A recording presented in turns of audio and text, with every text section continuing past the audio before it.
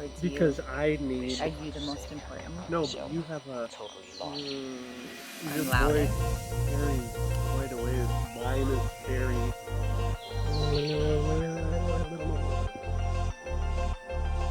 Testing, testing. 1, 2, 3.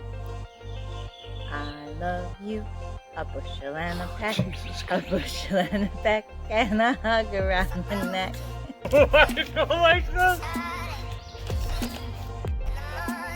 Hello, and welcome to the Two Joints podcast, where, during our morning sesh, we discuss walking the paths of committed partnership, child-led parenting, healing and spiritual guideship, and creating an off-grid sustainable home in the jungle of Mexico. Roll one up, smoke 'em if you got 'em, and settle in for our extended safety meeting, strategizing divesting from capitalism and community building, with mutual respect for oneness and individuation.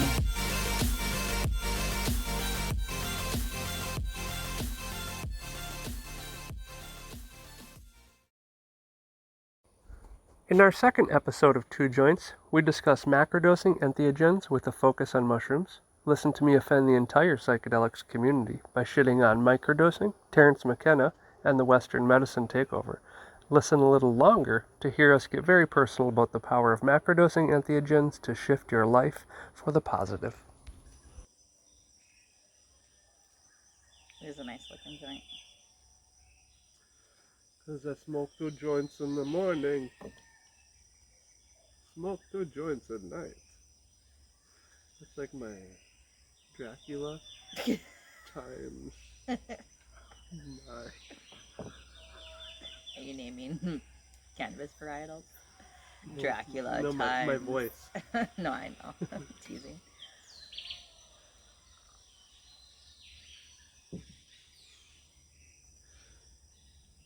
Hey, where are we at, kid? What are we doing? Waiting on you.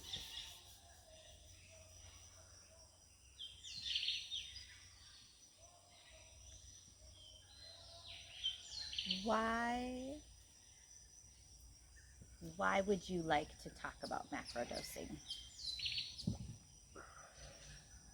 Why would I like to talk about macrodosing?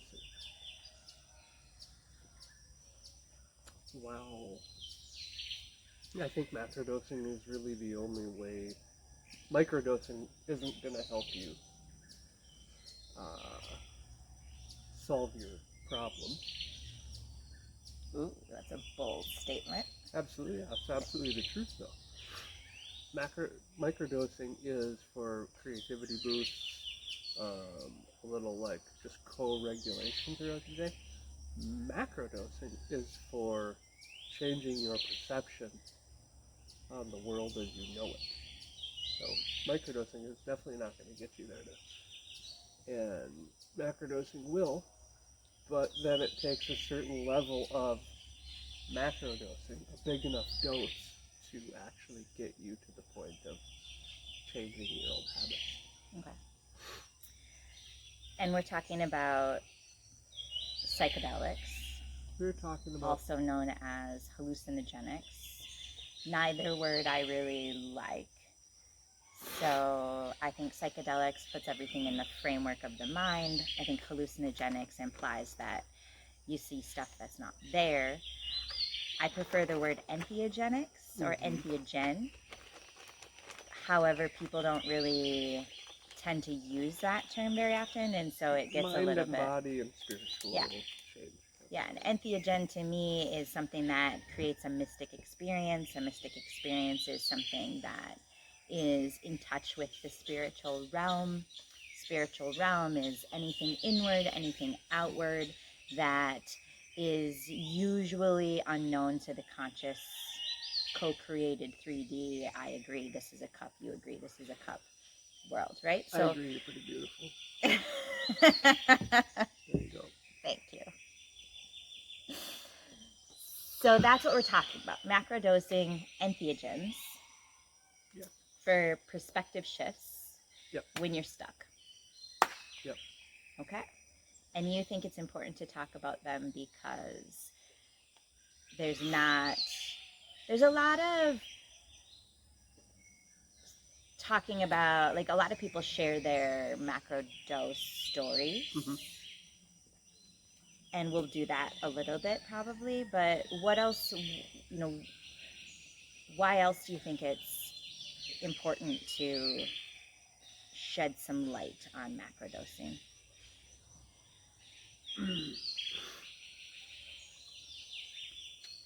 Well, I think me personally, I think it's one of the best tools you have in the toolbox to absolutely shift your perception or your stuck ways or the ruts that you're in mentally. Breath work helps, prayer helps. There's things that help, but entheogenics and an entheogenic experience definitely pushes you off the slope. Like gets you shifted, Gets you going. gets It's you a going, catalyst. gets you shifted. It is the catalyst of all catalysts to allow you to start changing and to make the changes that you want to see in yourself instead of more self-sabotage, negative, thought. Okay, yeah. And for both of us, our initial and early on macrodose entheogenic experiences were significantly life altering in a positive way.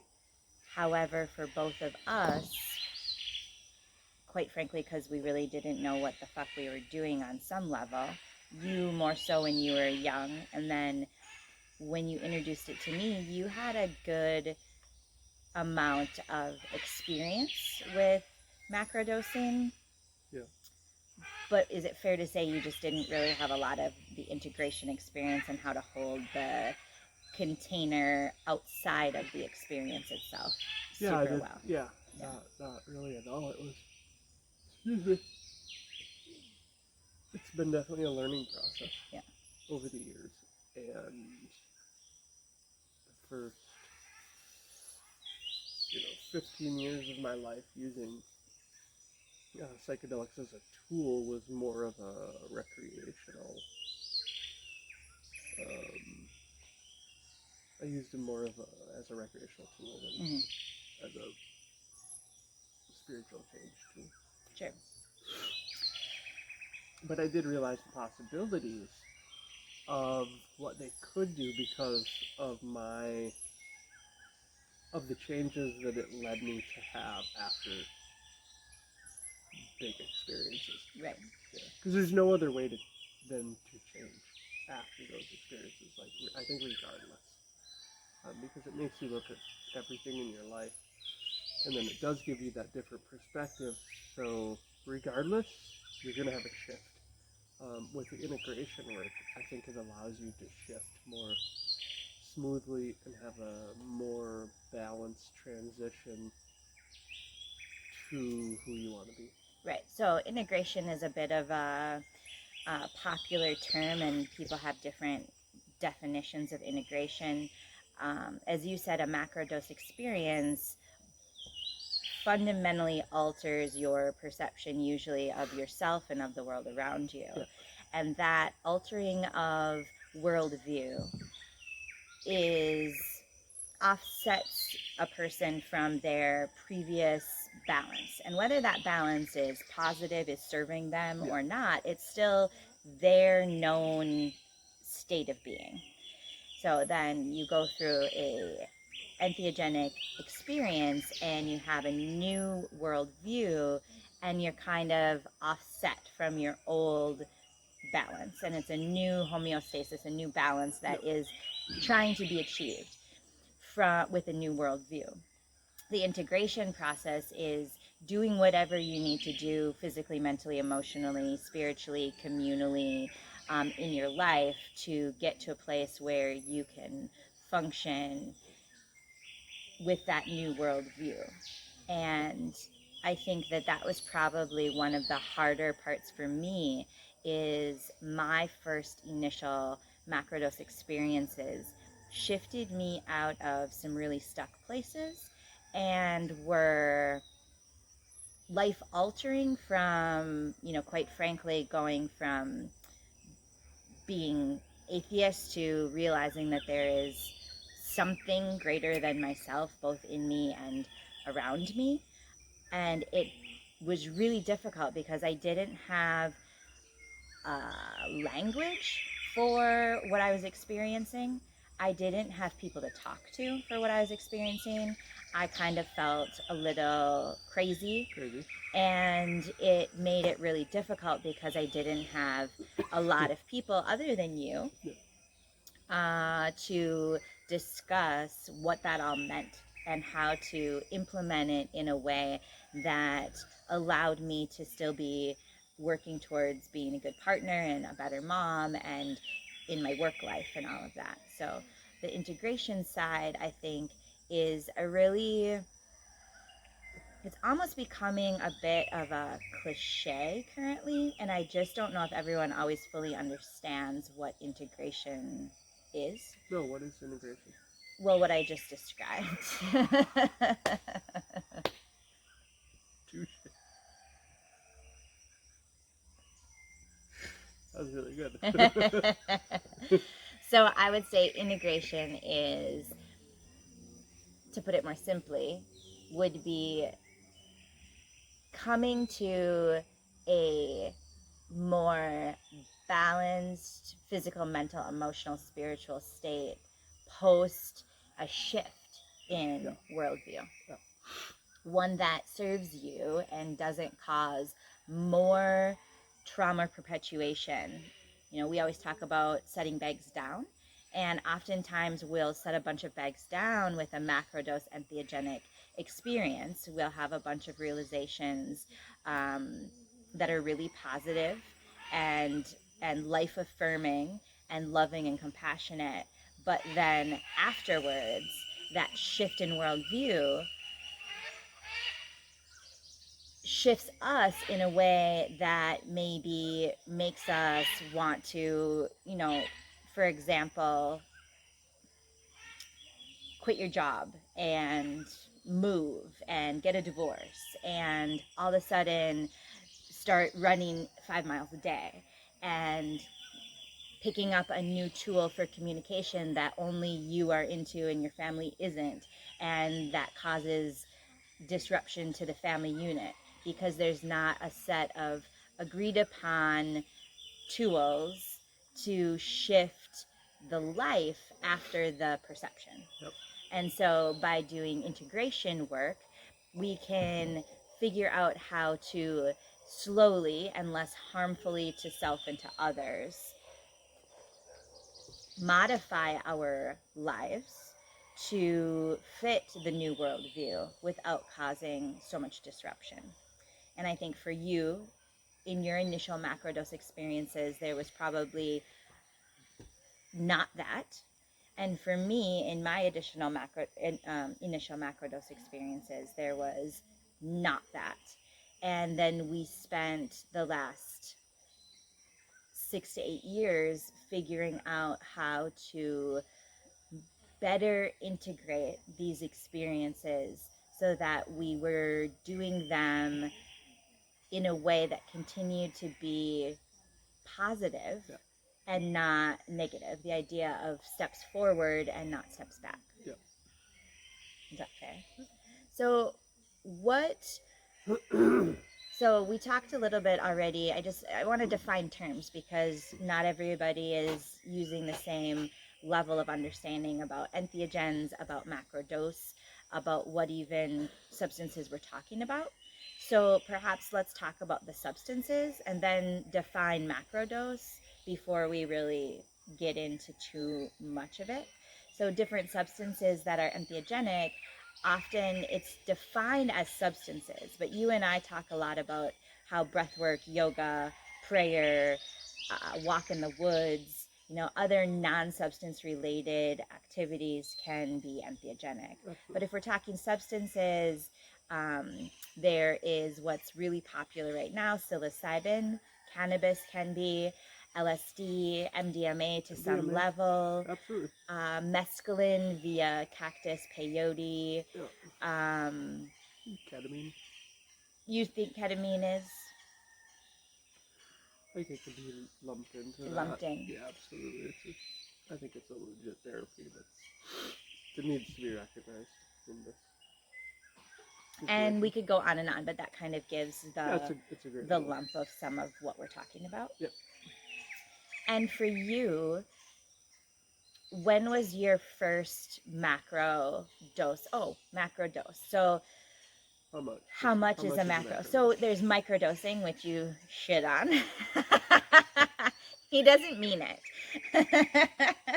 I don't mean it, but But it has a different it's a different tool for it's a maintenance managing. tool. It's a maintenance It's a tool. maintenance tool. Or Which is a it's great tool, but yeah. it's a maintenance tool. It's Yeah. not going to shift you out of your everyday woes, and it's not going to change your perception on the world that you live in. Right. Period. Yeah. So, microdose is usually about 0.10 to 0.30 of a gram. So it could be, a tenth to Of mushrooms. Mushrooms to a strong quarter, or a tenth of a hit of LSD, Mm-hmm. or it's usually like a tenth or an eighth of Whatever the communal ritual, otherwise known as recreational dose doses. is. So it's usually about a tenth of that middle dose, Yeah. which is commonly referred to as a recreational dose. I prefer to use the communal ritual because I think recreational implies almost a negativity around it. Yeah. And I think that it's super valid. We don't have the same kind of communal ritual experiences in this day and age. And so I think it's very valid to consume a substance to be able to connect with people in a group setting more. People in nature. Yeah, totally. people or nature or what have you. So the recreational communal ritual dose is usually, when we're talking mushrooms, Yeah. about what? How much? I'd say a gram to 3, 1 to 3. 3 is kind of the more of the upper echelon of that, where a lot of people it moves out of the recreational ceremonial to a more in-depth looking at yourself and how you perceive the world. Yeah. So then a macro dose. And it's usually, for mushrooms, I'd say 5 grams and up. Mm-hmm. And you spoke about Terence McKenna kind of defining the macro dose. Yeah, Terence McKenna was the coin operator for the term heroic dose, which is, it's about right around that 5-gram mark. Mm-hmm. And since you already shit on microdosing, do you want to shit on Terence McKenna? I love Terence McKenna. I love Terence McKenna. But he is a great pioneer of where we are right now in the psychedelic world, entheogenic plant world. But my only issue with Terence McKenna of coining this phrase, heroic dose, is it's really pigeonholed people to push past that. So it has limited people's capacity to think that they can, that it's safe, that they should. And it's what's gonna, if they have such an experience at 5 grams, what is 10 or 15 grams is just a waste, or it's sure. And let's not put all of that on Terence McKenna. Yeah, totally. Let's talk a little bit about just drug war propaganda and this idea that, I'll beat the dead horse of, for cannabis, how unsafe it is. And the truth is, you can't consume enough in a short enough period of time, even at a concentrated amount, to kill you. The same goes with mushrooms. And the same goes, for the most part, with a variety of these entheogens. There are some of the entheogens that are more dangerous. Absolutely. Physically and possibly mentally, emotionally, spiritually, if you're not in the right container, if your body is not healthy. So it's not that all of them are equally non-lethal and safe.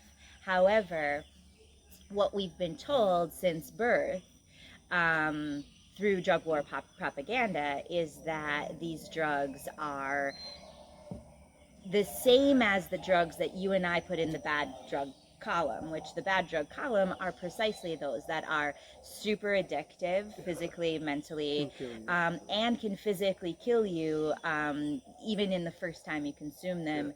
And so they have scheduled these drugs together. They talk about these drugs together.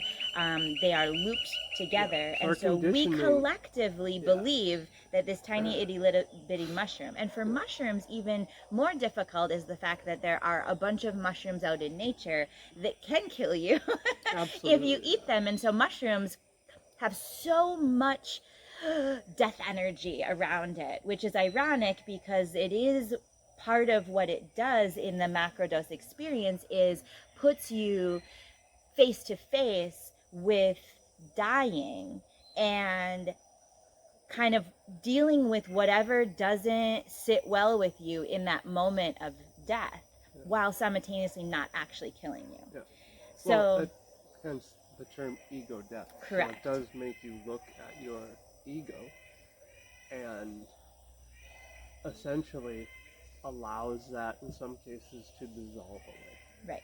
You know. But specifically with mushrooms, as long as we are sure that they are a safe entheogenic mushroom, absolutely, they aren't going to kill you. Nope, they're not going to kill you. So that was more the foundation, right, for being afraid to consume more and more and more. Yeah. And then we come with this, very powerful voice in the community that has become essential, to some one of the prophets of psilocybin and broader entheogenics, and he says 5 equals 5 heroic. Is heroic, and that's all you need. You need 5 grams in the dark, alone, right?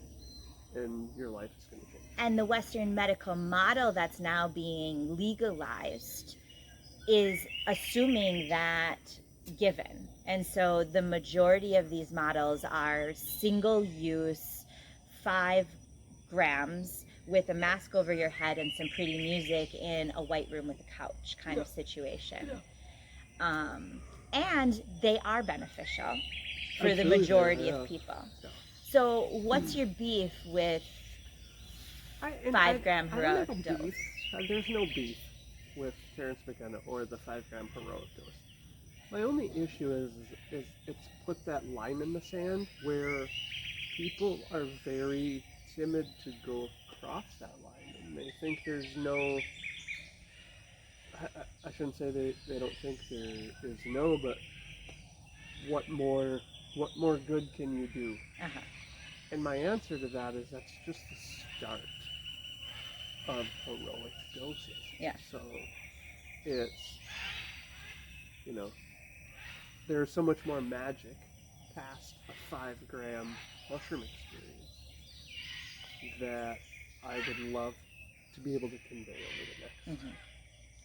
And there's a couple of men. So part of my desire is to be a female voice talking about larger doses, because we have predominantly a history of men, and there are some brilliant women that are out there and doing macrodoses and talking about macrodoses. But I think generally entheogenic consumption in general is a boys' club for the most part, especially out of Western institution.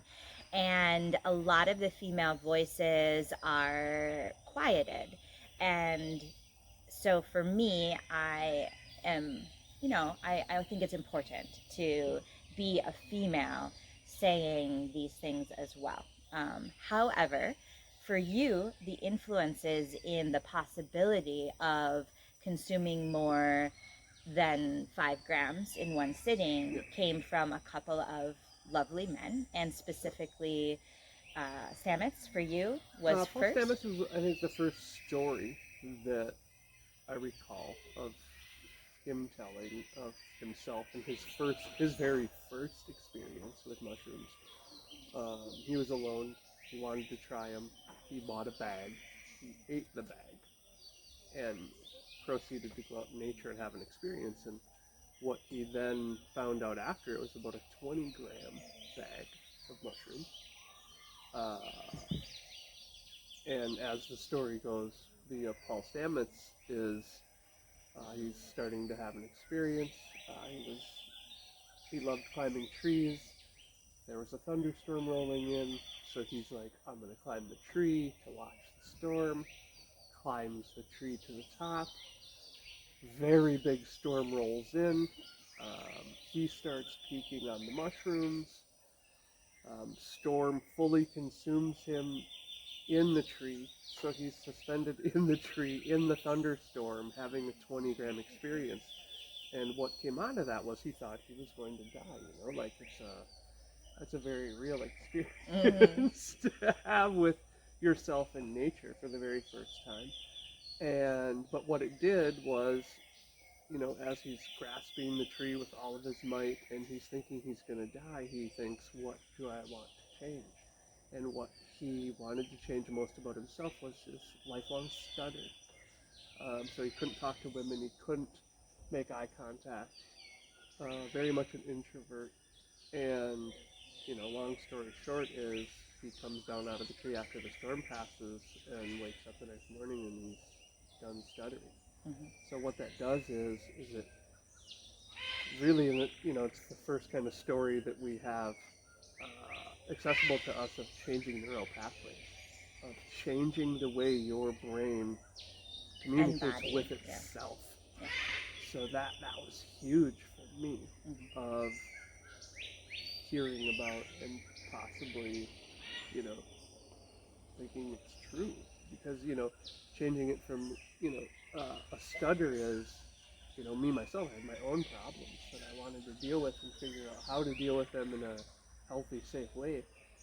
And Western pharmaceuticals definitely did not help me in those ways of taking care of my substance abuse and my mental health problems.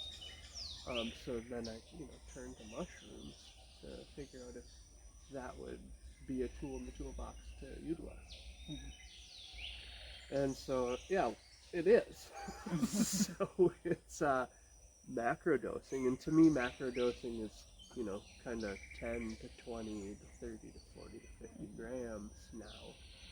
And then you looked around and you didn't see a lot more. No. And then, maybe on like the 4th or 5th page of Google search. Oh, not even. It was many YouTube times. There was search many times of searching. This wasn't like a one and done. It was a. And then you found someone that was. Yeah, I found a gentleman out of Detroit, and I'm absolutely horrible with his name.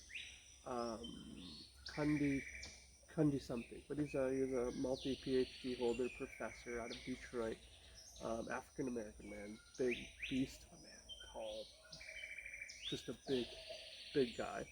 And so yeah, he was talking about doing 50-gram mushroom doses, and that was the first person I found openly speaking about those types of experiences, and those types of experiences is what I was searching for.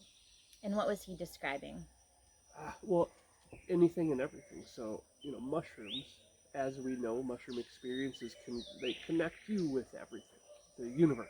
So everything in yourself, everything outside of yourself, you can connect to and have a connection to, or see the similarities, or see how you relate to one another within the cosmos, right? And so he talked about it all. He's talking about changing, the way you think about things, your perception on people and life, life forms, outer space, time travel. He spoke about it all very eloquently, and yeah, it piqued my interest, So then with more searching, and there wasn't a lot more than that. There's a church out of San Francisco that started a psilocybin church that dealt with macrodosing, but they were really a school of the Detroit man. So it was kind of the same philosophies and whatnot, and and even what they had discussed was, they didn't really see the need for integration at those huge macrodose situations, which didn't resonate with me. Because the discussion of the experiences, the integration back, was fundamental for me later in life with you about my own growth, right? So that's how I see my best steps forward were when I had the tools of integration. So when you're talking about these huge macrodoses and then zero integration afterwards, because how do you integrate talking to aliens? Well, that's like a whole thing, because from what I've realized now is like it's connecting you to, a lot of uh, ancient entities. I'm a believer in spirits and Right. spiritual realms and Past lives, ancestors. all of it. I believe all of it. And the interconnectivity and the nowness of it all. Is and so, very, it's the same as our neural pathways. Right. So it's, I'm a believer in all of that. And so when you say, oh, well, you don't need to integrate after these big doses, it just didn't sit with me very well about what kind of work they were doing. Won't say anything more negative about it, but right. I feel that during these situations, the most pivotal piece of it is the integration work after. So yeah, it was that. It really sparked my interest. I was going through my own stuff at the time. I had my own addiction issues, mental health issues that were arising again in my adult life after I was married and had kids, and it was something that I did not want to do. In my history and with my upbringing with mental health and substance abuse, I did not want to have those same problems. Yeah, when you got married and had children, when we got married and had children, we were both. We got married very quickly. So we met, we dated for a millisecond. We knew we wanted to get married or be committed in partnership and start a family very quickly. And so part of that is we explained ourselves to each other kind of fully. Yeah. So I knew what I was getting myself into. You knew what you were getting yourself into. However, then it was how do we support each other in that? Yep. And that unfolded at first difficult for us to figure out how to support each other in us being who we are on the paths that we were on. But end of day, I knew I was marrying someone that had previously been an addict, and you had full intention to come to this partnership and to parenting sober. Yeah, absolutely. And you worked at sobriety, and so it wasn't, you were honest about it, you had the right intentions behind it, and you actually maintained sobriety for quite a long time. Yeah. And so then when you fell off the wagon, it was not a long period of time for you to be honest with me and for us to try to figure out what you needed. Yeah. And I think previously, not when you had fallen off the wagon from a sobriety standpoint, but when you were not when you were struggling with some mental health stuff, we looked at the Western institutional support systems, and I think you even tried to use some of those, and it really didn't help you, and you had a long history of multiple rehab, in your past life. Yeah. So you had been there and done that and seen how they did or did not help you. And so that's when we really came to having these discussions on these macro doses. Yeah. And why we came to this realization too of what macrodosing really does, like the fundamental, one of the foundations of macrodosing is it allows you to, I forget his name, Just came out with another movie recently about mushrooms and macrodosing, but it is his description of it is very, I love it. Um, you have these ruts, the mental ruts that you're in every day. It's like sledding down the same slope. So when you go sledding, we're from the Midwest, you know how it is. You start going down the same slope, and then you're in the rut. It creates this rut, and you can't get out. It's like a toboggan and it digs in a it chute, deeper and it and digs it deeper and deeper and deeper. So mentally, every day, you're still in these same ruts. What macrodosing entheogenics really does is it's like a fresh coat of snow on the hill, where that rut's now kind of gone. You got a fresh coat of snow, you start sledding again, and your same triggers or your same scenarios or situations that used to push you right into that mental rut of like, and it's usually more towards the negative, they're gone. So now you can create a new pathway, a new neural pathway of thought that doesn't pigeonhole you the same ways it did before. When you're dealing with addiction, mental health, trauma is all the same thing. It's a great tool to have to wipe those slates clean and to come at it again with a new perspective. Yeah, each entheogen has a little different spirit and way to shift perspective. And mushrooms for me and for many people have a really archetypically motherly nature to them. And I describe it as that unconditional, loving, compassionate mother that is going to look you in the face and say to you, I love you no matter what, but clean up your shit. Yeah. And so for me, the experience of a mushroom macrodose has always had a cyclical kind of component of the shadow aspects that are messy for me. And by shadow aspects, it's not something I think that's wrong with myself. It's something that is who I am, that I have not been able to personally validate, usually coming from the inability of my family or my society to validate that and to allow there to be a space for that part of me to exist safely and in a healthy manner. Right? So I have to work through coming to terms with that being part of my wholeness. And then usually I come to terms with that through this cyclical, loving, compassionate, connected to family, connected to earth connection.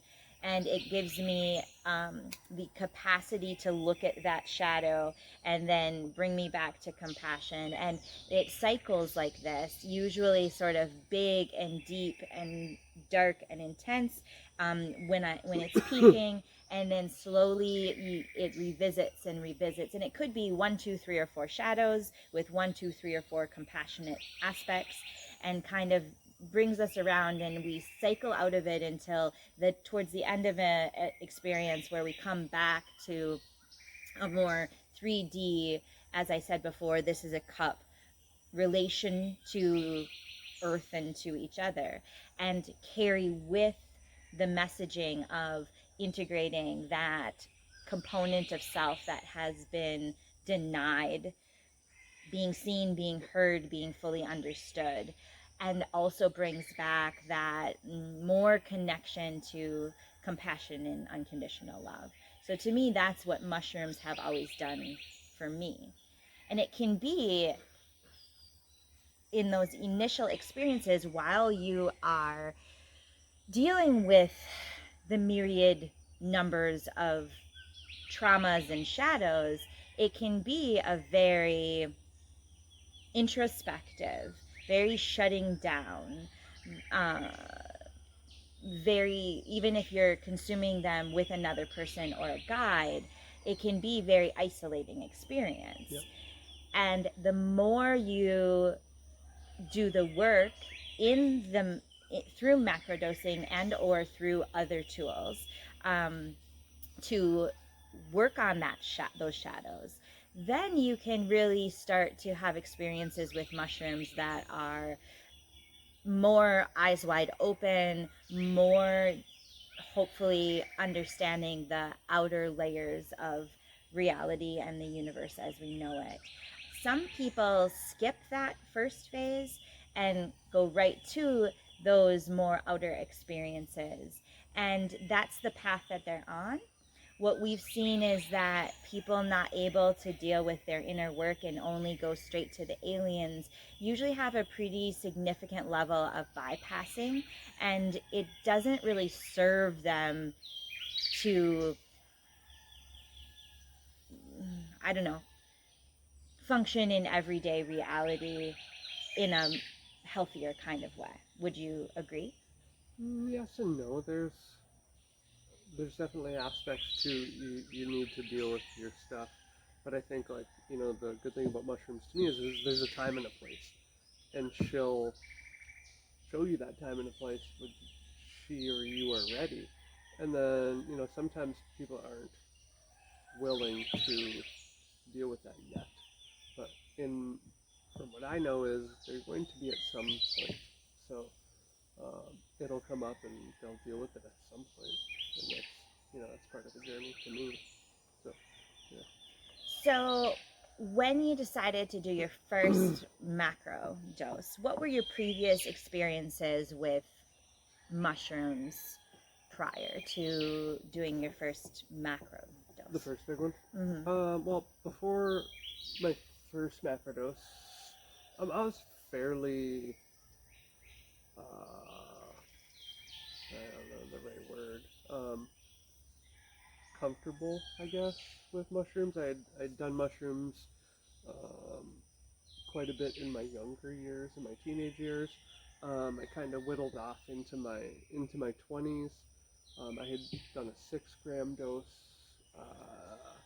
in my late teens, which had, and before that, all my mushroom experiences were very recreational, 1 or 2 to 3 grams, and very ha fun with friends, and partying and having fun.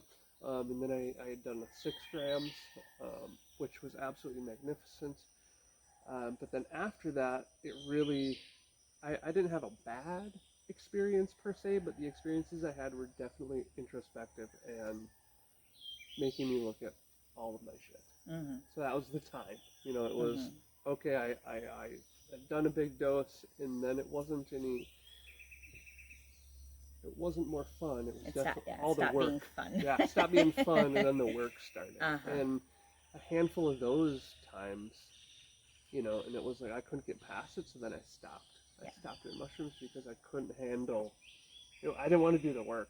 So I was at it from a recreational standpoint of, I want to have fun and laugh. I don't want to figure out how to be a better person, and then, I had stopped mushrooms kind of altogether for quite a long time because I had then just thought, oh, well, it's not going to be fun, so I don't want to do it. Then you had started dosing, microdosing later after we were married, a long time after. I'm just laughing because microdosing mushrooms is what sort of catalyzed the ability for us to get to the macrodosing. Absolutely. And so so I don't want to shun it, but it's yeah. Anyway, I had started. Yeah, you had in all of our entheogenic discussions and in the substances we had used initially to help me, mushrooms were just, you did not talk about them. They weren't an option. And I think at one point you shared with me one of those bigger 6-gram doses and kind of what transpired, and so kind of continued for me to have that fear of mushrooms. And a friend of ours gifted us a bag of mushrooms, and you brought it home and put it in the junk drawer. The actual junk drawer. The actual junk drawer. Which is really funny because it's probably the entheogen we think is the least junky of the it's probably one of the most important tools to use now. And then I don't know at what point I decided to Well, see what it was about. We were in a pretty Yeah. rough spot then, Yeah. too. You know, that was Yeah. during the time, you know, my substance abuse. I had fallen off the wagon then. I was struggling Yeah. mentally, physically, Yeah, and emotionally. and therefore I was We were struggling. Yeah. And at that point, I had microdosed CBD, I had microdosed THC, Yeah. I had done these other macrodose things, and all of these things had helped me, and there were improvements for me to maintain my compassion and sort of ability to persevere through difficulty. Yeah. However, at that moment, I just think I knew that none of the tools in my toolbox, including non-substance tools, Yeah. I was already deep in the self-inquiry, meditation, and trauma processing. I was doing movement. I was doing diet. I was doing all of the sort of holistic kinds of things that a person can do to be as mentally, physically, emotionally healthy as possible. And I was super stuck with how to keep putting my feet in front of me in this situation. And yeah, at some point in that, I went for the mushrooms and started with just tiny little bits of the tail. And really realized what mushrooms have always done for me is allowed me to have more compassion for myself and more compassion for other people. Yep. And I really needed that in order to do what I was doing. I was literally running the business. I was doing compassionate care for clients. And then I was trying to figure out how to navigate a difficult time in our partnership and with our children. And I needed a whole heap of compassion in order to do all of those things. So that's, what I was finding. And you observed that. And what? Well, it was, I needed help. Yeah. And we had tried the psychiatrists, we had discussed treatments, we had all the things, and like none of it was what was going to help us. Right. And so we started discussing, macrodosing, big macrodose session for me, in what we thought it was going to be. It's like the 5 grams and yada yada.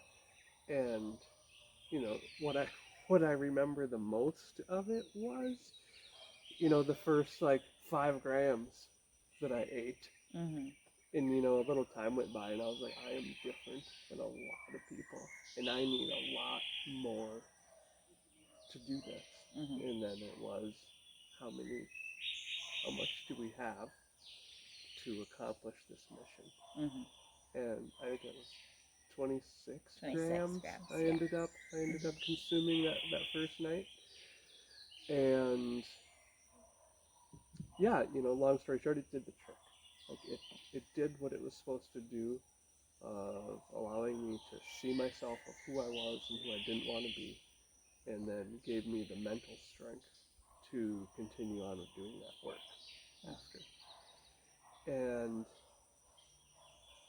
through all the hard work, it definitely, I had a glimmer of the potential that it has. And that really, started, it, planted the seed in me of pushing the envelope of what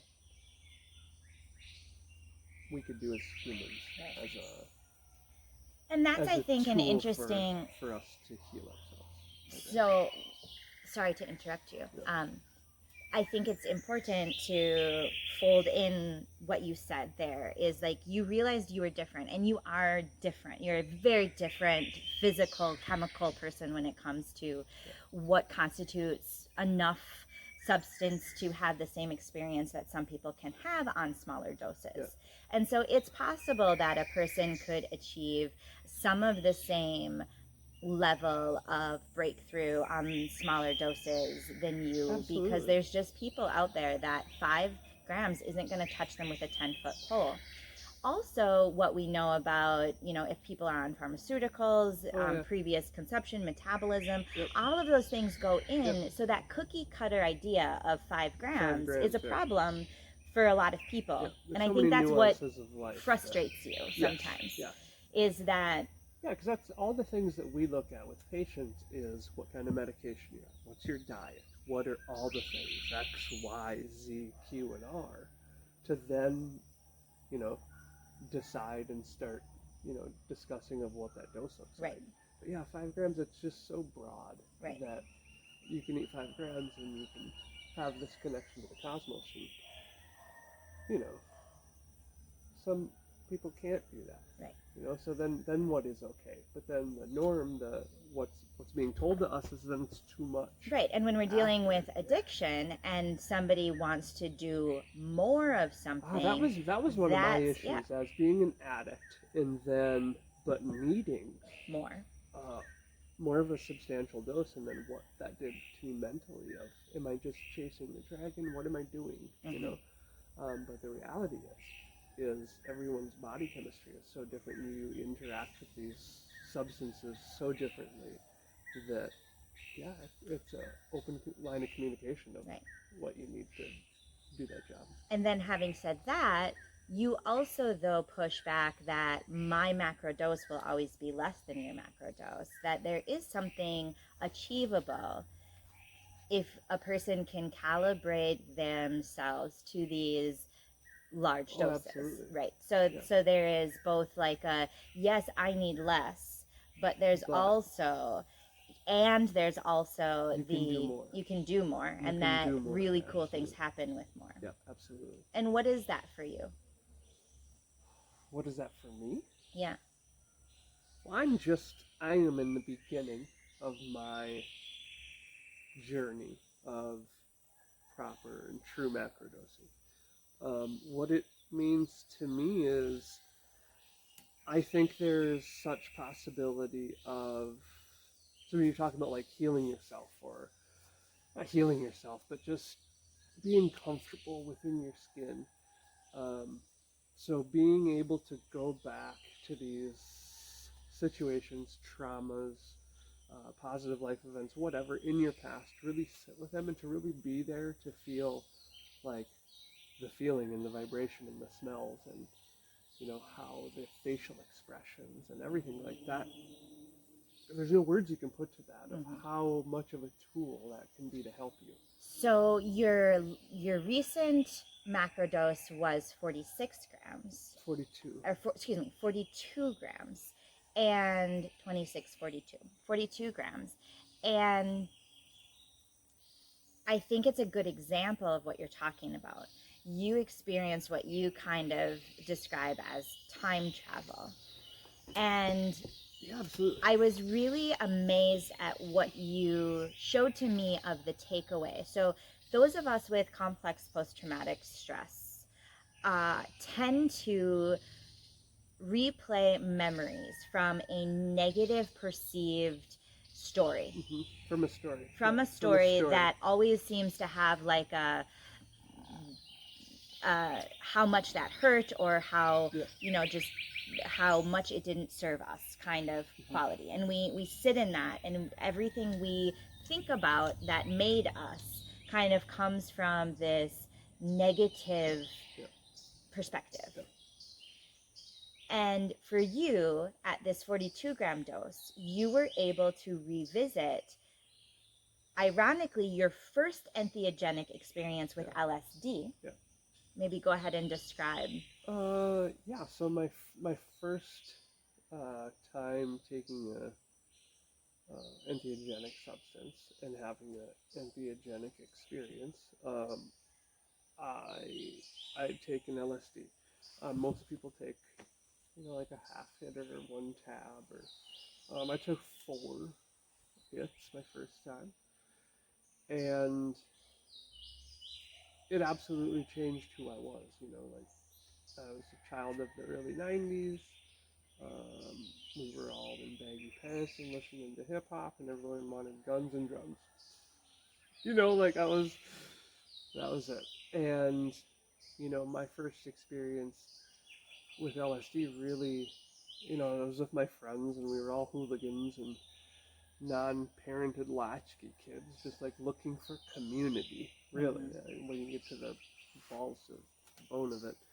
And what it did was made me sit and look at who I was, where I was, when I was, and then ask myself if that's who I wanted to be. And the answer was no, it wasn't. It wasn't who I was, and it wasn't who I wanted to be. And I was a little, emotional ball of love and compassion instead of trying to be something that I this machismo, whatever it was, gangbanger kind of guy. Whatever it was, And so then, from that time on, like I changed, my clothes changed, my friends changed, all of it changed because I didn't want to be that person. So in my 42 gram dose, that's where I went to. So it was, like I traveled back to that first moment of, looking at myself and my world changing from what I thought it was to now what I knew and felt it was.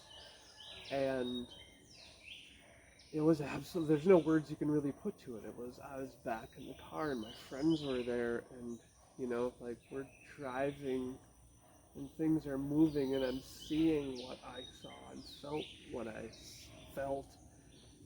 And, and I remember looking up and like seeing you and then... Because I was guiding you in the 42, yeah. And you were there.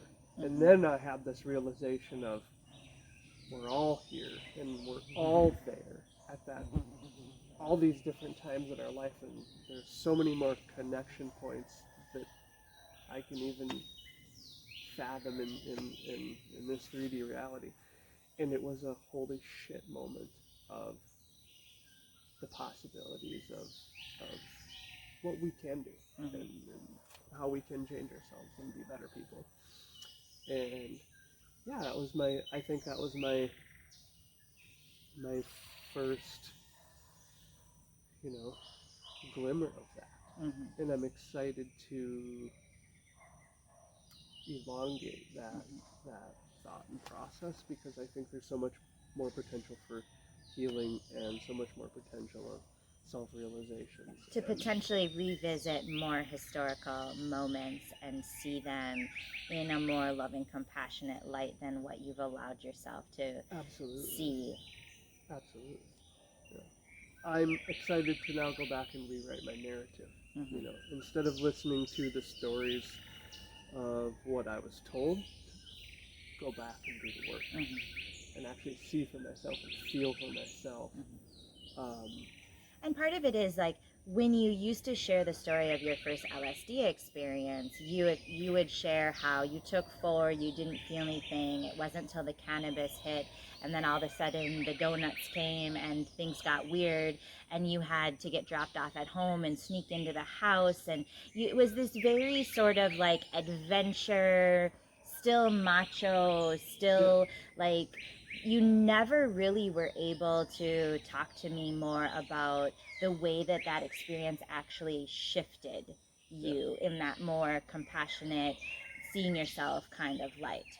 And so your entire way that you share that story has been different since you had that experience. It's been hard for me to get you to tell what used to be like the funny Jody story behind it. Yeah, the fun haha, like yeah, totally. Because the reality, there was so much more happening in my life that I could, openly discuss, I think. Right. Yeah. Yeah. So what do you think when someone comes and says, I want to do a macro dose of psilocybin? What are the questions you usually ask a person to know if they want to actually do a macro dose of psilocybin? First, I get really excited. Yeah, it's what we do is find out who they are and find out where they're coming from, what their goals are, and then poco, little by little, work them up. To me, you can't I would never have anyone just come in and meet them and give them 20 plus grams of mushrooms and let them figure it out. It's a poco poco approach, a little by little approach.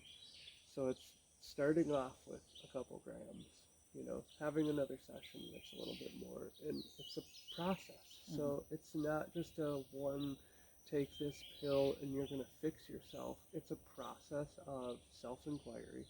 It's a process of, self-healing, where we do this, we take the low and slow approach. And because, when you talk about macrodosing mushrooms, and mushrooms can connect you to everything, and they do, you don't want to push anyone per se off the cliff and let them connect to all of it right away. It's too much. It's just too much for us. And so I think like a healthy recipe is a low and slow approach of, we walk them through, microdosing, and then a little bit more, and then a little bit more, and then we get up to the hero's dose, the 5. And then it's, how, if someone's not comfortable at 5 grams, and they don't, I'm not to say if they can't have a good experience, but if they're not able to come back full circle and be in the positive column from that, there's no way you push forward with a 10 or 15 or a 20 gram dose. It is, doing the work is part of the process, but it is, you have to come back to that compassionate center and find that love center and land there. And then you're ready for a more deep experience. And that goes with, after your 10 gram dose, or after your 20 gram dose, after your 30, you have to sit there for a while. If you're really working on your shit at 20 grams, you don't want to bump up to 30 or 40 or 50. Because, you got to process what you're dealing with and come full circle and find that compassionate center. And then we talk about moving forward. And it's a whole other, just to say this is not for everyone. Doing macrodosing mushrooms, especially at the depth of what we're talking about, isn't for everyone. You have a calling, I believe. You have a calling for this, of doing the work, doing the deep work. And so I don't think it's for everyone, but I do think anyone can do it. Right. Because it's your own personal self-work. It's your own calling inside of what are you looking for? Do you need the answers? Are you looking for aliens? Whatever it is, of however that calling is, I have no judgment. But it is it's something, it's definitely something. Talk a little bit about guideship at the macrodose level. And how do you think, talk a little bit about guideship at the macrodose level. Guideship at the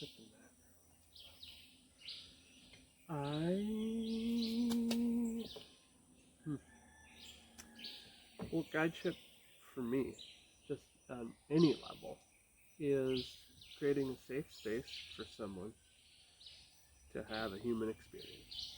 And when I say human experiences, to have an experiences of whatever they deem that they want to have, and to make them feel safe in that. So usually, there's a lot of discussion that happens before an experience with someone, and it's finding out what they want and their hopes and their dreams of the experience to be. For me personally, I can only speak from personal experience. When I'm gonna have an experience and I'm macrodosing, I don't want interjection.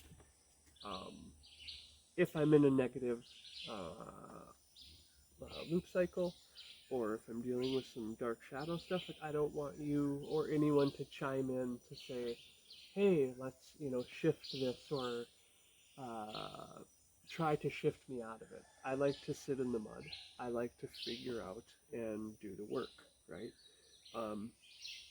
So that's one of the conversations we have before any experience with anyone. Like, what are your hopes and dreams here? You know, like, do they want to be shifted out of those experiences or those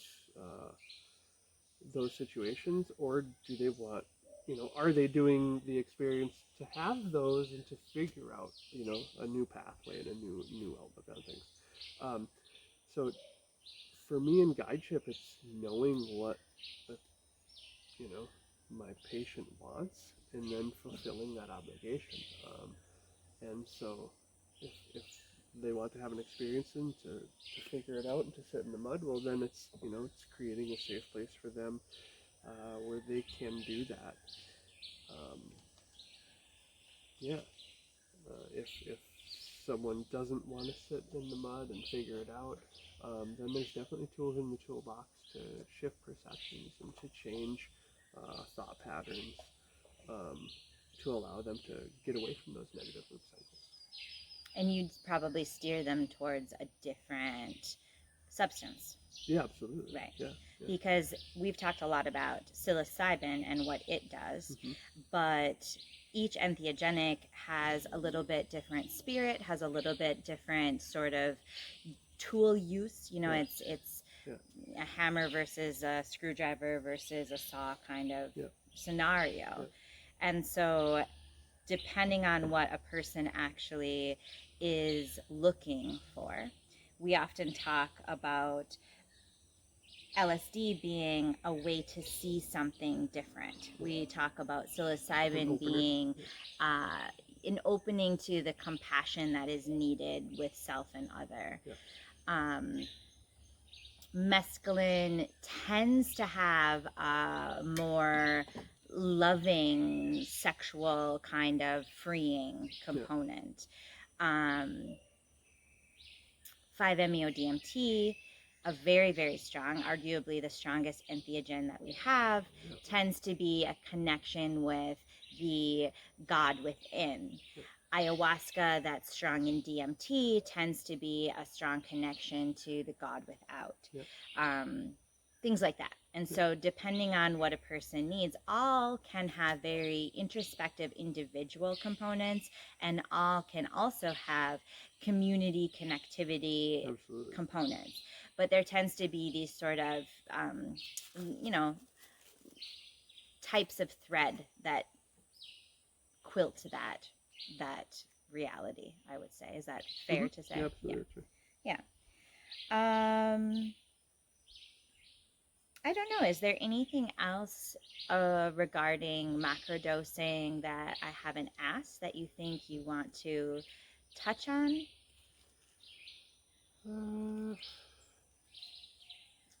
I think what I would like to touch on before we go, for sure, is the power that, let's just say, you know, macrodosing, period. The power of macrodosing has to change your way of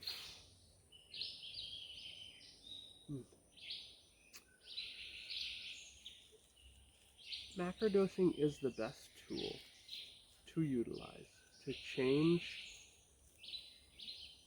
your negative thought patterns you have in your life via physical, emotional traumas, substance abuse. It's the best tool. It is the tool. So when you're talking about all the tools in the toolbox, macrodosing mushrooms, or you know, all of them have the definite potential to shift you out of the negative place you're at in your life. And that doesn't nothing to do with microdosing or anything. It's macrodosing. Macrodosing has the potential to change your neural pathways of how you think about and how you're dealing with the problems that you have in the right here, right now. It's the best tool. So I think it should be utilized more. Like, really, it's when you're dealing with, say, family issues, father, son, mother, daughter, anything. If there was physical traumas, mental traumas, whatever baggage you have in that container, if you can do the work and do some sessions, and what we love is like family work or family connection, and like doing a session with your mom or your dad, and everyone cringes and everyone's just like, ugh, I don't want to do that. But the reality is if you want to break down the walls and you want to break the barriers and you want to connect again on a human level, it's the best tool we have. Right. And you want to do that in 6 hours? It's the best tool we got. Mm-hmm. It's like you can go. I did the shrink. I did the psychologist work and all that, and it's very poco, little by little, and it really didn't suit me how it should. But what did suit me and what suits me the best is like just that of like having sessions with people, with the parents or with the siblings or with the family, so you can like get past all the bullshit to be a family again, to realize you love each other again. And all that stuff is just trivial bullshit. Like in the end, it's all just trivial bullshit. But you need a tool to allow you to break down those walls very quickly. And that's where entheogenic work really comes into play for me. And I know it makes all of our clients cringe and all the things whenever I bring it up. But it is like, you have mom issues? Let's sit down and have a session together. Like let's chop it up. Like let's figure it out. Like let's talk about it. Because like what I know, and I'm not saying you go eat 20 grams with your mom, Right. but okay, let's go eat a couple and start the work and start open the box and start talking about it. And the reality is 9 times out of 10 is then you can really leave that box behind you, because that makes you realize like what really matters, and we just forget about all that. So, yeah.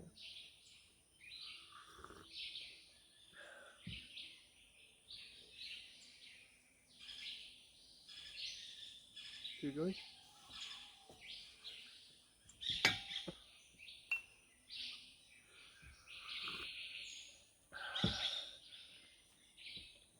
So that's what I wanted to before the end. I just wanted to reiterate of the importance of this tool, of macrodosing, like what you use it for. And to me, it has really shown me through my 6 grams, through my 15, through my 26, through my 42, probably through my 50 and 60, is it allows me to connect with that true love center that I have.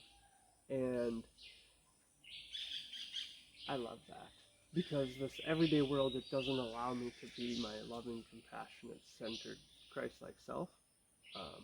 But to me, the mushroom, the flesh of God, is the tool to connect with that source energy, and it's absolutely magic. And it allows me to be the person who I want to be. I can see it in my everyday, but it's hard for me to actually get there. And with macrodosing mushroom journeys, it allows me to sit with that self that I want to be, and then to be that person in the future. And I'm ready for my next dose. So I've had the call-in. The 42 gram dose was about 8 or 9 months ago, and yeah, I'm ready. I think I'm ready for the next one, to be honest. I've been having the call-in the last couple weeks, and this time I'm in a different place than I was in my other experiences, so I'm kind of excited for that.